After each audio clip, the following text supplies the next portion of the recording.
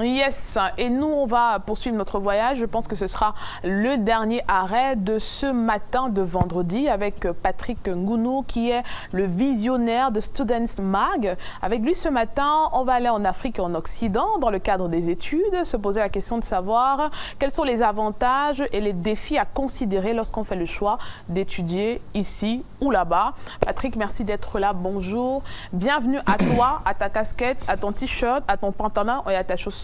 Thank you. Merci Laurine. Merci et tout ce que tu as cité là, été dit aussi, merci.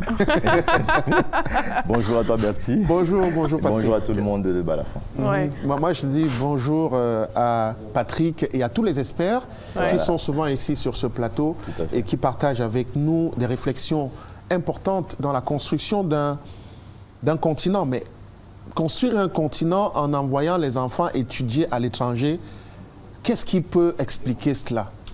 Très bien, c'est un paradoxe. Mais hier, j'ai discuté avec un ami justement qui souhaite envoyer ses enfants à l'étranger et on parlait des formations d'ingénieurs.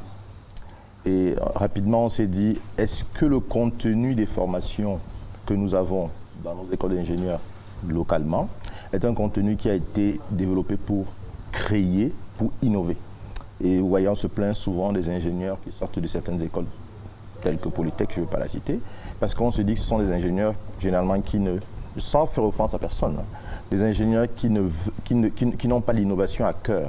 Et pourtant, il y a d'autres écoles qui sont toujours sur le plan local, où les jeunes sortis de cette école créent et innovent. Du coup, ça dépend vraiment du contenu de la formation. Alors oui, est-ce que si on va à l'étranger, on a des écoles qui donnent des contenus totalement différents? Ça, oui, on peut l'attester, parce qu'on voit bien que l'étranger, ce n'est pas nécessairement l'Occident, hein. Même comme des pays comme le Maroc, par exemple, qui innovent. Plusieurs ingénieurs qui sortent du Maroc sont des ingénieurs qualifiés, bien qualifiés. Maintenant, on ne jette pas l'anathème sur les ingénieurs de l'école nationale polytechnique ou alors d'autres écoles d'ingénieurs locales. Mais je dis, les contenus doivent généralement doivent évoluer. On sait qu'ils ont été institués par le colon. Est-ce que nos écoles ont un problème de formation technique et technologique? Il faut le dire clairement. Je ne vais pas dire ça comme ça parce que de toute façon, les choses sont en train d'évoluer. Alors, la formation a été conçue pour les exécutants, en réalité, mais pas pour les innovateurs. Donc aujourd'hui, il y a plusieurs écoles privées qui changent les programmes. Du coup, nos jeunes qui vont sortir désormais seront plus fins. Ils seront à la quête du monde, c'est ce que je veux dire. Mais alors, si vous allez en Occident, où la formation est développée pour innover, vous aurez une formation généralement qui est de meilleure qualité. Mais ça a un coût. Et on va certainement voir les différents coûts ici. Donc le problème, ce n'est pas d'aller, en tout cas pour moi, tu me diras ce que tu en penses, pour moi le problème, ce n'est pas d'aller, je crois que Bertie et moi, on a déjà eu ce débat ici. Pour moi, le problème, c'est pas d'aller, mais est-ce que quand on va, on compte revenir? Est-ce que ce n'est pas là que la problématique se trouve également? On peut aller pour aller profiter de ce que les autres ont de meilleur que nous, mais revenir pour faire bénéficier de cela à notre pays. Alors, c'est justement le challenge qui doit associer en même temps la famille, mais aussi les pouvoirs publics. Parce que celui qui va et qui reste, généralement, il n'y a pas d'amour propre pour le pays. Non, ce n'est pas une question d'amour. Je termine. Aucun pays, aucune... S'il te plaît.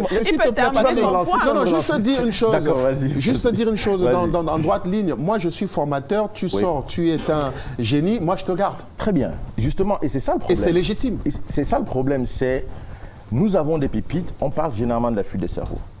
Mais qui va construire le pays si tout le monde, quand il sort, ne revient pas? Parce qu'au-delà, il y a nos parents, quand ils sont partis, on leur a demandé de rester. Mais beaucoup ont dit, on rentre construire le pays. Donc en fait, c'est pour ça que je parle d'amour propre. On sait que nous sommes Camerounais. Quand on va voyager pour aller apprendre le savoir ailleurs, on va revenir le restituer ici pour développer. On va pousser un peu plus loin ceux qui reçoivent même des bourses du gouvernement, parce qu'il y en a des bourses. Ceux qui reçoivent des bourses du gouvernement partent, ils restent. Pourtant, ils ont été financés par l'argent du contribuable. C'est un problème. Du coup, il y a un problème d'amour propre aussi. Et là, je parle de civisme. Maintenant, est-ce que quand on part, il faut absolument revenir? Pour une famille qui s'est débrouillée à avoir et qui peut-être ne s'en sort pas à cotiser pour envoyer un enfant, généralement l'enfant porte l'espoir de la famille et des fois, il ne va pas revenir parce que voilà, les conditions ne sont pas encore remplies. Mais comme je dis, à la fin, l'idéal, c'est de partir et de revenir contribuer au développement de son pays. Alors, mais quand on vit la situation actuelle sur le continent africain, moi je connais des médecins qui ont été formés au Mali et qui ont été recrutés en Hexagone. Tout à fait. Parce qu'il y a de bien meilleures formations sur le continent. Oui. Mais aujourd'hui qu'on est en train de parler, il y en a qui ont été formés au pays, qui sont capés et qui sont en train de se barrer. Oui. Et ils sont attendus sur d'autres cieux. Tout à fait. Avec des contrats prêts à usage. Tout à fait. Est-ce que finalement on ne doit pas mettre le doigt où ça fait mal? Parce que j'ai le sentiment qu'on est en train de tourner autour du pot. Oui, c'est une bonne question. Et c'est pour ça qu'on parlait tout à l'heure de politique. En fait, c'est la politique d'intégration. On a des talents, et s'ils ne se sentent pas à l'aise, s'ils ne se sentent pas considérés dans leur pays, ils vont partir. Le Canada fait un ravage dans nos environnements. Et donc là, s'il faut interpeller les pouvoirs publics, c'est pas il y a des entrepreneurs, c'est vrai, qui peuvent recruter, mais ne peuvent pas recruter. On interpelle les pouvoirs publics pour que les politiques puissent permettre aux entreprises de recruter plus de talents. Ça peut se gérer au niveau des impôts, ça peut se gérer de plusieurs manières. Mais oui, il y a un problème au niveau des administrations qui fait que notre administration, notre pays n'est pas attrayant pour les talents. Il faut pouvoir gérer les salaires. Un médecin qui a fait 12 ans d'études, par exemple, quand il vient et qu'on lui donne un salaire à peine de catéchiste. Et sans profil de carrière. Voilà, sans profil de carrière. Moi, j'ai des médecins qui ont 7 ans d'études qui m'ont dit qu'ils étaient payés 80 000 francs. Oui, alors que ailleurs, on va lui proposer 2 millions. Qu'est-ce qu'il fait? Il a des parents qui l'ont fait grandir, il doit s'occuper de lui-même, il a certainement fondé une famille, mais qu'est-ce qu'il va faire? C'est le cas des enseignants aussi. C'est un sérieux problème. Surtout chez les enseignants, parce qu'il se dit 15 ans en service en tant qu'enseignant, tu peux monter censeur. Voilà. Et après 5 ans, tu peux devenir proviseur, etc. Mais tu as des gens qui te retrouvent enseignant alors que tu as enseigné et revient dans ton école en tant que proviseur. Tout à fait. Tu dis que mince, il a enseigné quand?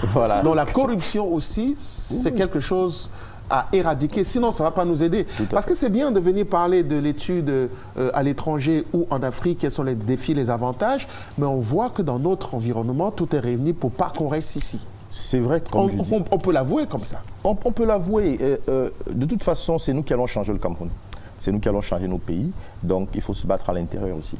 Maintenant, est-ce que absolument ceux qui partent réussissent ou bien ne réussissent pas? Est-ce qu'ils sont aussi un apport pour le pays? Oui, parce que dernièrement, on a entendu parler de la manne financière qui vient des pays étrangers avec des transferts qui dépassent désormais l'aide publique au développement.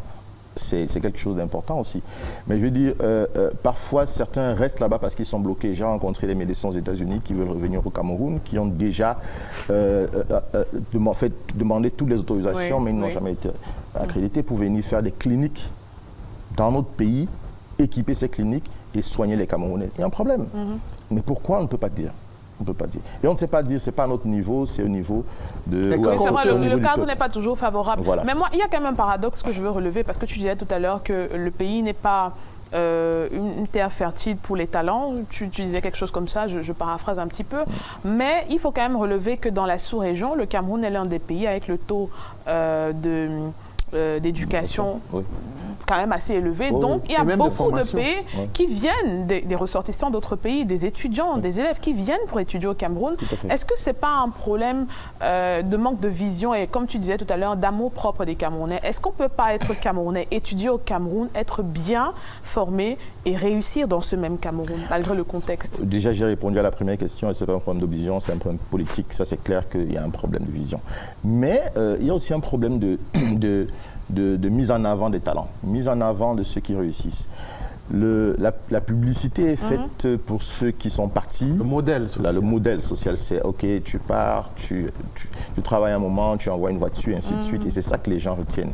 Mais ceux qui ont fréquenté ici aussi, on ne les met pas suffisamment en avant. Il faut aussi faire la promotion du produit local et montrer que le produit local peut réussir et a réussi et soutenir le produit local comparé au produit qui vient de l'extérieur. Ça, c'est un fait. Maintenant, il faut comprendre aussi que les entreprises ont des objectifs, ils veulent performer, et s'ils trouvent que celui qui vient d'ailleurs performe mieux que celui qui est local, c'est un problème, ils ont un challenge à résoudre. Bon, là, ils roulent Mais parfois, généralement Patrick, ce ne sont que des idées reçues, parfois ce sont des a priori. Ça veut dire qu'on se dit que, comme il vient, et moi j'ai discuté avec quelqu'un qui me disait, il arrive dans une entreprise parce qu'il est noir, il a pourtant le même niveau d'études que celui qui a la peau blanche, mais on a considéré plus la candidature de celui qui a la peau blanche que la sienne. Et pourtant, c'est un produit local, comme tu dis. C'est quelqu'un qui est camerounais, qui est né au Cameroun, qui a fréquenté au Cameroun, mais parce qu'il vient de l'extérieur, enfin, je veux dire, celui qui candidate avec lui vient de l'extérieur, on lui accorde plus de bénéfices que lui. C'est aussi ça le problème. Parfois, c'est pas vraiment un problème de performance. Ça, c'est clair. De toute façon, l'école est bonne dans notre pays, de manière globale. Il y a des talents qui ressortent de notre système éducatif. Maintenant, est-ce qu'il y a des talents qui sortent aussi d'ailleurs?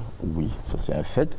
Mais est-ce que la formation, c'est uniquement les notes ou alors c'est l'homme, c'est la personne en général? Parce que, on parlait une fois ici de la formation globale, ça veut dire qu'on forme l'homme, on ne forme pas uniquement, ce n'est pas les notes seulement. Et ça, les activités extrascolaires aussi doivent intégrer. On construit l'homme. On construit l'homme. Sa psychologie. C'est un tout. Et parfois, à l'extérieur, ils ont compris ça et ils développent. Ici, c'est en train de se faire. Donc, mais que compte faire Student Max rapidement, parce alors, que là, si on parle précisément des études à l'étranger, nous avons identifié les universités qui sont crédibles et les agences qui peuvent travailler, parce qu'après, c'est tout un processus parfois inconnu des parents et du jeune. Donc, il y a des agences qui sont spécialisées dans le domaine, que Student Max met en relation avec les jeunes et les parents, afin qu'ils suivent cette procédure-là et qu'ils s'intègrent. Parce qu'après, c'est arrivé, disons, aux États-Unis, mais c'est un pays qu'on ne connaît pas. Comment on va faire pour s'intégrer, avoir une chambre, ainsi de suite? Il y a des agences qui sont spécialisées, qui gèrent cet accompagnement-là et qui mettent le jeune dans un réseau local, parce que c'est important de savoir sur qui on peut s'appuyer pour se développer demain. En tout cas, c'est un travail titanesque abattu par toute l'équipe de Student Max, portée par le très cher Patrick Ngounou qui nous rend visite ce matin. Merci d'avoir été des nôtres et tu seras là la semaine prochaine. Merci, on te souhaite Lorine. bonne fête de Pâques. Thank you. Tu vas faire quoi? Pareil. Pâques? Pour ce week-end? Les œufs.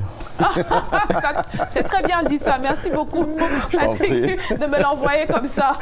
Incroyable. Merci à tous pour cette semaine magnifique. Hein, oui, bon, on n'oublie pas la course, la chasse aux œufs de Pâques demain. Ok, oui.